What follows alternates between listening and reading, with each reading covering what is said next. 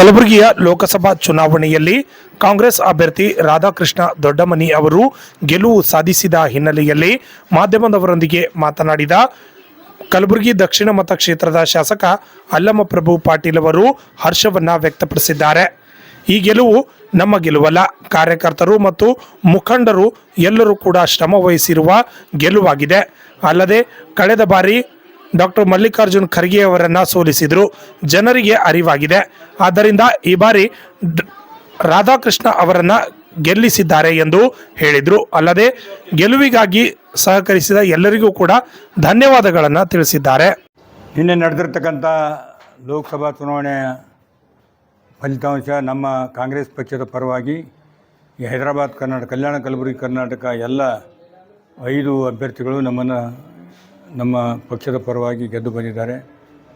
ಇದು ಕಲಬುರಗಿ ಜಿಲ್ಲೆಯ ಇತಿಹಾಸದಲ್ಲಿ ಗೊತ್ತಾಗ್ತದೆ. ಮೋದಿಜಿಯವರ ಯಾವುದೇ ಆಟ ಇಲ್ಲಿ ನಡೆದಿಲ್ಲ.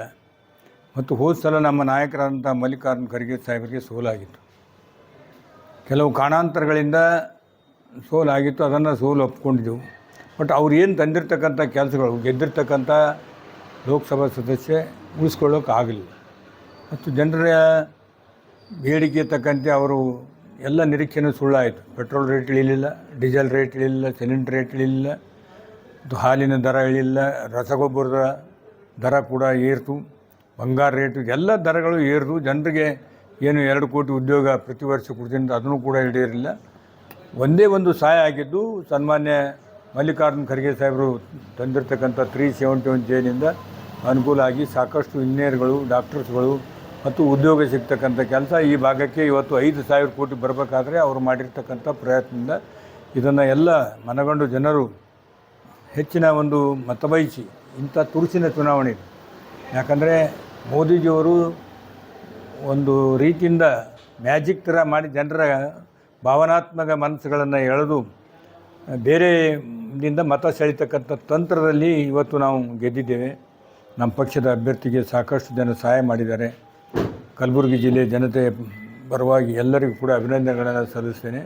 ಮತ್ತು ಈ ಚುನಾವಣೆ ಪೂರ್ವದಲ್ಲಿ ಏನು ನಮ್ಮ ಅಭ್ಯರ್ಥಿ ರಾಧಾಕೃಷ್ಣವರು ಕೆಲವೊಂದು ವಿಷಯಗಳನ್ನು ನಾನು ಗೆದ್ದು ಬಂದರೆ ಅಂತ ಹೇಳಿದರು, ಅದನ್ನು ಕಾರ್ಯರೂಪಕ್ಕೆ ತರ್ತೀನಿ ಅಂತೇಳಿ ನಿನ್ನೆ ಕೂಡ ಹೇಳಿದ್ದಾರೆ. ಒಬ್ಬ ಒಳ್ಳೆಯ ವ್ಯಕ್ತಿಯನ್ನು ಕಾಂಗ್ರೆಸ್ ಪಕ್ಷ ಜನರು ಆರಿಸಿದ್ದಾರೆ, ಅವರಿಗೆ ಅಭಿನಂದನೆ ಸಲ್ಲಿಸ್ತೇನೆ. ಸರ್, ಈಗಾಗಲೇ ಮಲ್ಲಿಕಾರ್ಜುನ್ ಖರ್ಗೆ ಅವರು AICC ಅಧ್ಯಕ್ಷರಾದ ಮೇಲೆ ಕರ್ನಾಟಕದಲ್ಲಿ ಕೂಡ ಸರ್ಕಾರ ಬಂತು. ಕಲ್ಯಾಣ ಕರ್ನಾಟಕದಲ್ಲಿ 5 MP ಸೀಟ್ಗಳನ್ನು ಸಂಪೂರ್ಣವಾಗಿ ಗೆಲ್ತು ಸರ್. ಇದ್ರ ಬಗ್ಗೆ ಅದಕ್ಕೆ ನಾನು ಹೇಳಿದೆ ತಮಗೆ, ಹೈದರಾಬಾದ್ ಕರ್ನಾಟಕದ 5 ಜನ ಗೆದ್ದಬೇಕಾದ್ರೆ ಮಲ್ಲಿಕಾರ್ಜುನ್ ಖರ್ಗೆ ಸಾಹೇಬರ ಕೊಡುಗೆ ಅದನ್ನು ಎತ್ತಿ ತೋರಿಸಿದ್ದಾರೆ. ಇವತ್ತು ಹೈದರಾಬಾದ್ ಕರ್ನಾಟಕದ 5 ಸೀಟ್ಗಳನ್ನು ಬರಬೇಕಾದ್ರೆ ಮತ್ತು ವಿಧಾನಸಭೆ ಸಂದರ್ಭದಲ್ಲಿ ಕೂಡ ಅವರು ಕೊಟ್ಟಿರ್ತಕ್ಕಂಥ ಗ್ಯಾರಂಟಿಗಳ ಕೆಲಸ ಮಾಡಿ ಆ ವಿಧಾನಸಭೆಯಲ್ಲಿ ಕೂಡ ನಮಗೆ ಬಹುಮತ ಸಿಕ್ಕಿರ್ತಕ್ಕಂಥದ್ದು. ಒಬ್ಬ ಜನನಾಯಕ, ಸುಮಾರು ಸುದೀರ್ಘವಾದಂಥ ರಾಜಕೀಯದಲ್ಲಿ ಬೆಳೆದು ಬಂದಿರತಕ್ಕಂಥ ವ್ಯಕ್ತಿ, ಸಂಘಟನಾ ಚತುರ, ಒಂದು ಒಳ್ಳೆಯ ರೀತಿಯಿಂದ ಈ ಭಾಗಕ್ಕೆ ಸಾಕಷ್ಟು ಸಹಾಯ ಮಾಡಲಿಕ್ಕೆ ಮತ್ತು ಕೆಲಸಗಾರ, ಅಭಿವೃದ್ಧಿ ಪರ ವ್ಯಕ್ತಿ, ಇಂಥ ಒಂದು ಮನುಷ್ಯನಿಗೆ ಬೆಲೆ ಕೊಟ್ಟು ಜನ ಗೌರವ ಕೊಟ್ಟಿದ್ದಾರೆ ಅಂತ ಹೇಳ್ತೀವಿ.